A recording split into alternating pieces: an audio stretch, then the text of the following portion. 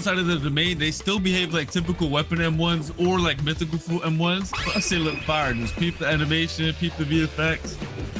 Yeah, that's cold. Next up, we got the X move outside of the domain. The player dashes to the enemy to stun them and then throws their dagger back towards the enemy with an automatic slashing effect. It also disassembles whoever is hit and reassembles them further away from you. Tell me that's not gas. All right, now we have the C move outside of the domain. You throw your dagger in a spinning motion, cutting down enemies and certain objects in your path. It also returns to you like a boomerang while pulling your enemy closer to yourself. And then last but not least, we have the F skill, which is basically the same move while you have your domain open or closed. You throw your dagger towards your current mouse position and teleport straight to it. But if you land your F move, it's a different story. Once you land your F move, you start cutting up your enemy as soon as your dagger lands on them. Keep it right now. Yes, sir. All right, and now for the most important part of the control rework, the Z move. Tap the Z move to open your gigantic domain. And peep the visuals on it. It looks so much better than before. The upgrade is insane. And then by holding the Z move, you can close it as well. Now, once you have your domain open, the real fun is going to start. You have two different modes you gain access to. One is the hands mode and one is the daggers mode. The hands mode purpose is for creating and controlling the battlefield. Y'all are going to see it once I showcase it. And meanwhile, the dagger mode is meant for cutting and execution. And to switch between the modes, you have to tap the Z ability while you're inside of your domain, which is also indicated by some special VFX, as you can see.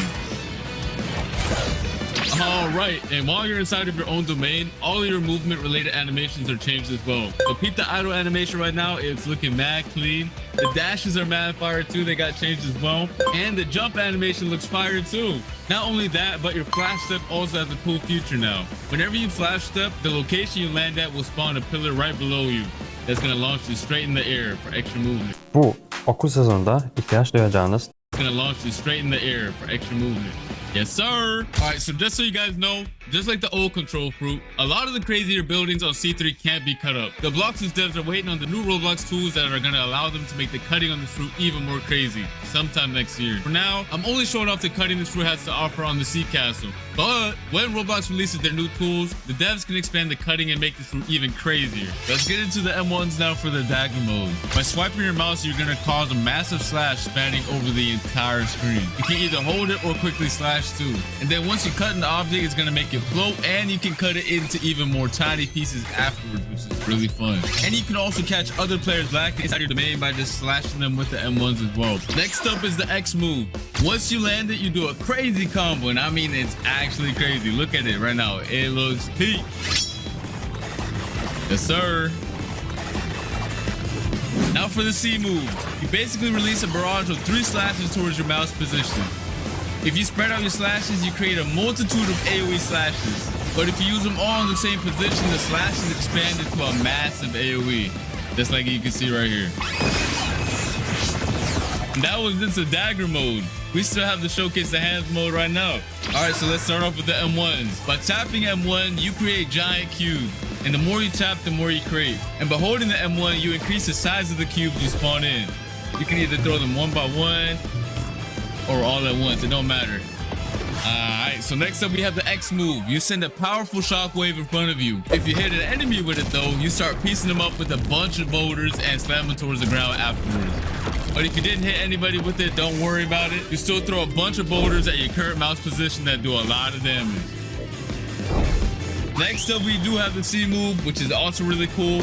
Once you press it, you pull down the hexagons from your domain's wall and launch them towards your mouse position. They do a good bit of damage too, and it looks sick. Here's some other cool features this fruit has. Once you have your domain open, you can walk on water, dash on water, it doesn't matter. If you leave your domain, you can also bring your domain with you. And once you leave your domain and you tap Z outside of it, your domain goes to your current position. Tell me that's not fire. Next up, we got the V move. I don't really got to explain this one since it's very similar to the previous version. However, it did get a crazy visual upgrade. Just look at how sick it looks. I definitely do not want to get hit by this move whatsoever because the devs, I don't know, they were going crazy with this move.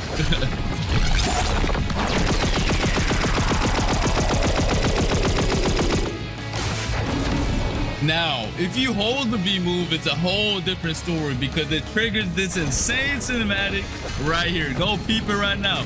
Go peep. Yo. Every time I see the cinematic, I get real hype. Oh my god.